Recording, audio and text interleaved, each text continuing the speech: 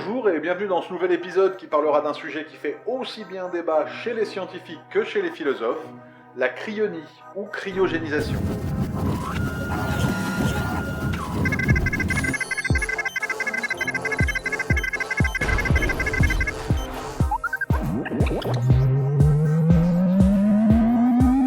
System downloaded.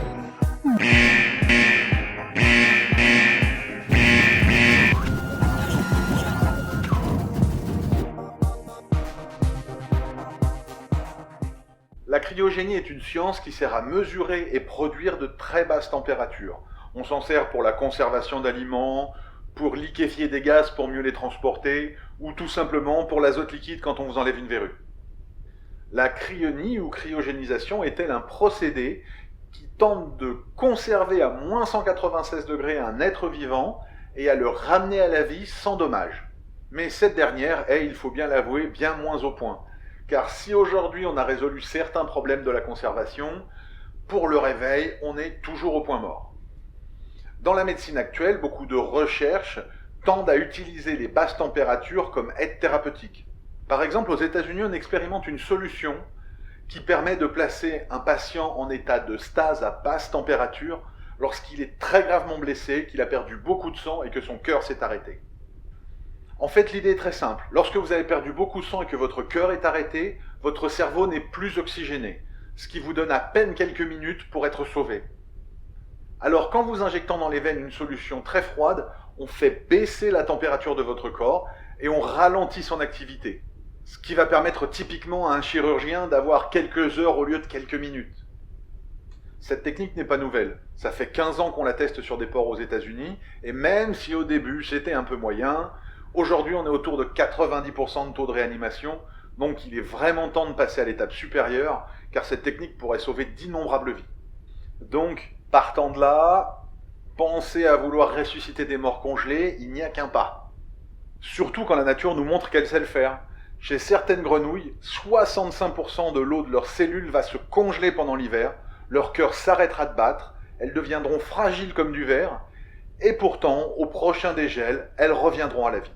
Des chercheurs japonais ont même réussi à ramener à la vie une sangsue congelée depuis 15 mois à moins 90 degrés.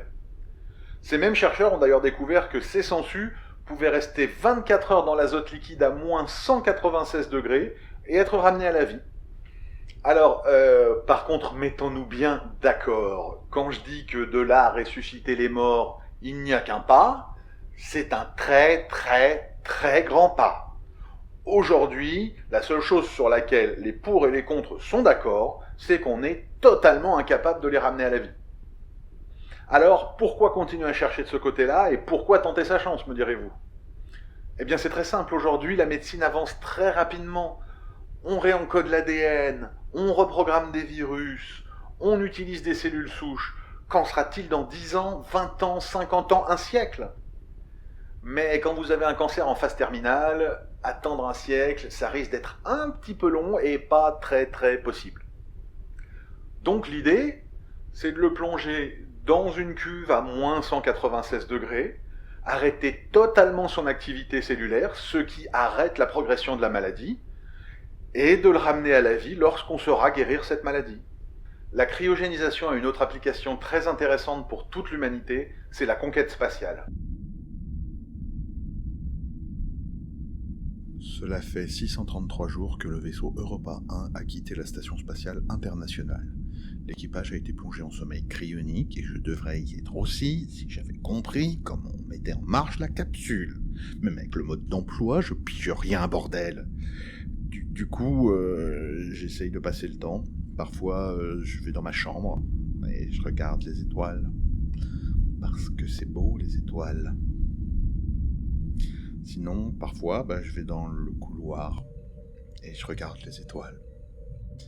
Et parfois, je vais dans le labo. Les étoiles, c'est bien, mais quand même, là, je commence à en avoir marre. Est-ce qu'on est encore loin de Jupiter? Parce que là, oh c'est quoi ce bouton? Je l'avais jamais vu. Ça fait quoi si j'appuie dessus? La société Spaceworks a d'ailleurs reçu le prix de la NASA pour ses recherches dans le sommeil basse température dans les voyages spatiaux. Leur technique consiste à faire descendre la température des astronautes à 32 degrés à leur faire perdre connaissance et à les nourrir par intraveineuse uniquement tout le long du voyage. Cette technique d'ailleurs, pour être franc, est plus proche de l'hibernation animale que de la cryonie. Et même si elle n'en a pas vraiment l'air, elle révolutionne les voyages spatiaux à plus d'un titre. Imaginons que nous l'utilisions pour partir sur Mars, ce qui ferait aller-retour plus la mission un voyage autour de 400 jours. Eh bien, l'habitat des astronautes passerait de 200 mètres carrés à 25. On pourrait éliminer certaines pièces comme la cuisine ou la salle de sport. De plus, ces fusées bien plus légères seraient très économiques en carburant et en matériaux de construction. Alors on est bien d'accord, c'est pas encore de la cryonie. Mais à moins d'une percée phénoménale dans la technologie des trous de verre, ou alors d'une nouvelle technologie qu'on ne connaît pas du tout aujourd'hui, ça reste quand même notre meilleure chance pour l'exploration spatiale.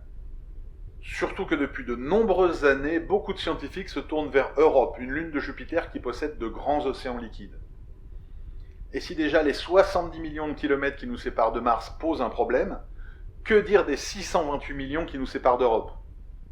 Pour que les humains l'atteignent un jour, la cryonie est pour le moment la meilleure chance de l'humanité. D'ailleurs, arrêtons-nous juste un instant sur Europe.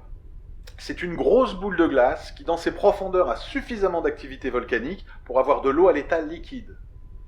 Et les scientifiques pensent que ces cheminées volcaniques sous-marines pourraient être assez semblables à celles que l'on trouve sur Terre. Et sur Terre, autour de ces cheminées, on trouve toujours de la vie. Alors d'accord, je veux bien comprendre que ça en étonne certains, que des gens soient prêts à faire 628 millions de kilomètres pour aller pêcher 2 crevettes albinos. Mais ces crevettes ont un intérêt primordial. Aujourd'hui, parmi la communauté scientifique, il y a ceux qui pensent que la vie doit exister ailleurs dans l'univers, fatalement, et ceux qui pensent que les conditions sont tellement spécifiques qu'elles n'existent que sur la Terre. En ce qui me concerne, je ne pense pas qu'on soit les seuls dans l'univers, ça me paraîtrait totalement aberrant, mais tant qu'on n'a pas trouvé une autre forme de vie, la théorie de la coïncidence miraculeuse est aussi valable qu'une autre. Et donc il suffirait de trouver une autre forme de vie sur une autre planète pour qu'on puisse en déduire que si c'est arrivé 2 fois, ça s'est fatalement produit des millions de fois. Il existe aussi bien sûr des réticences philosophiques à la cryonie. Quelqu'un qui resterait sans activité cérébrale pendant si longtemps, ne perdrait-il pas tout ce qui fait sa personnalité et son individualité ? Allons même plus loin et regardons du côté des religions, où la vie éternelle est donnée comme une récompense aux croyants. Et si maintenant un scientifique pouvait lui aussi vous fournir la vie éternelle ? Et puis, il y a d'autres raisons plus pragmatiques. Imaginons que vous ayez votre maladie en phase terminale, qu'on vous cryonise, et que dans 300 ou 400 ans, on puisse vous soigner. Si la médecine à cette époque est tellement avancée, la durée de vie va se rallonger.